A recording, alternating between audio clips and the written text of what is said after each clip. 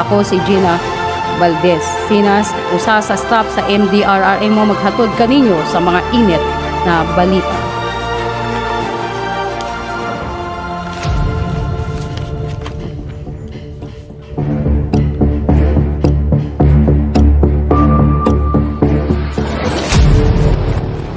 Okay, sa atong unang balita, ang incident report kanina hitabo sa Purok 5, Dalsan, Kalilangan, Tubod, Lanao del Norte. Kanina hitabo ni atong it's 21 arong bulana 2024. Okay, around 4:43 p.m. for dispatch information by Mr. Rodrigo Villares, a resident of Tadin, Tubod, Lanao del Norte. Accident happened at around 7:43 sa gabi. A single motor going home nakaligis kini og iro upon across the way accidentally bumped by his single motor. Uman niini ihatod sa ato ang mga responders o aktibong mga responders sa MDRRA sa ato ang tambalanan. Og naa na po'y panghitabo mao gihapong adlaw it's sa 2024 karong tuiga. Nahitabo kini sa Candice. Okay, around 3:05 sa hapon. As per dispatch information given by Mr. Juan Lacson, residents of Candice, Tubod, Lanao del Norte, accident at Candice, Tubod, Lanao del Norte highway upon driving on his motor single.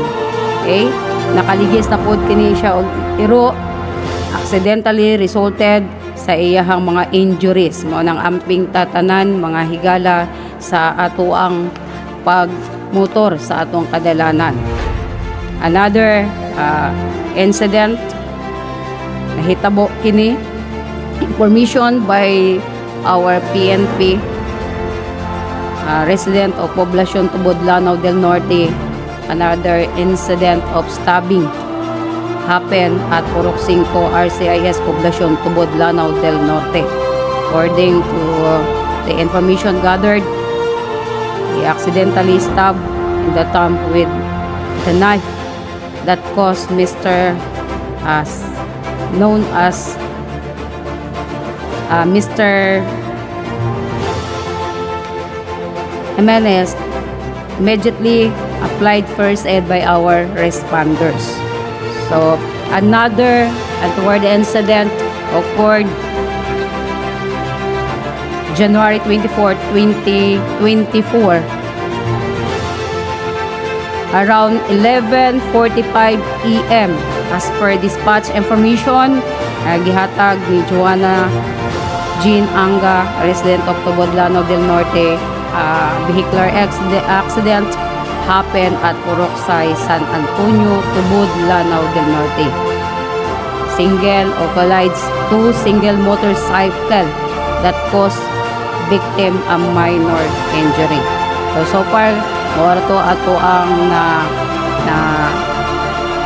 lakab na mga impormasyon bahin sa ato mga vehicular incident sa karong mga simanaha. Sa atong weather update issued at 5 a.m. January 29 karong adlaw 2024. Kani valid ni antod ugma sa buntag. Through the LPA affecting Mindanao, this is the podcast. The Caraga and Davao region will have a cloudly skies with scattered rainbow showers and thunderstorm. Coast by through the LPA, rest of Mindanao will partly cloudy to cloudy with isolated rain showers and thunderstorm due through the LPA. Strong winds from the northeast to northwest roses prevails over the eastern sections. Elsewhere, moderate strong winds from northeast to north and the coastal water will be moderate through. Sa atong kaugalingong dialekto, ang relihiyon sa Caraga ug Davao makasinati sa panganuron sa nga kalangitan inubanan sa katag-katag na pag-ulan, kilat o panaladugdog tungod sa True of LPA. Ang ubang dapit sa Mindanao, makaisinati sa panalagsang pagdagom o pananalugdog ngadto sa atong panganuron. Nga kalangitan, inubanan sa patak-patak na pag-ulan, kilat o dalugdog tungod sa LPA.